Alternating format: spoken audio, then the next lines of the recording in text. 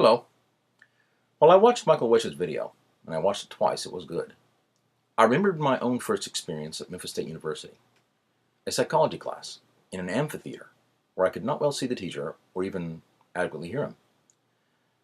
So in mass, I and the rest of the class simply peered at our handouts and notes and hoped that we had enough to get by. The experience was inadequate then, and it would be now. Another element of Wesh's film is technology. Cell phones and laptops are key stars in the video, and in that early time I described, we had no cell phones, or iPads, laptops, even if you would have been so industrious as to try to use them to access learning materials.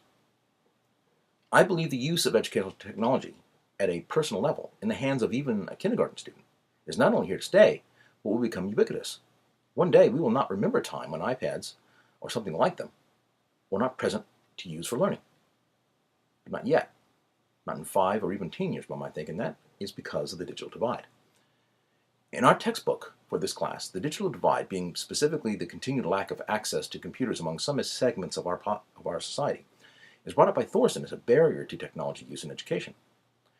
I agree that the lack of computer skills on the part of the student will mean the teacher has to reach further across the desk to get the message delivered. Some teachers might find this more difficult than others. To me, the barriers seem to be set up on both ends of the road. I see the digital divide as similar to the lack of technological literacy that occurs when teachers fail to learn about the technology tools available to them.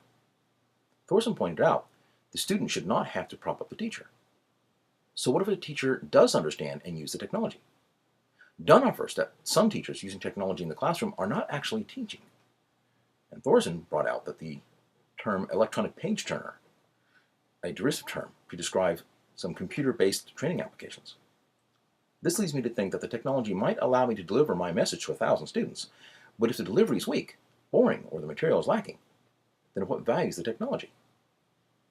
Dunn's 4-element graphic about effective technology integration has technology knowledge as only a small portion of the overall skills a teacher must bring to the classroom, while the actual material and knowledge, as well as the ability to effectively deliver it, makes up the majority. This does not eliminate the requirements that teachers understand and adequately use the tools of technology, but it does mean that a teacher must know their subject and how to teach. Thank you.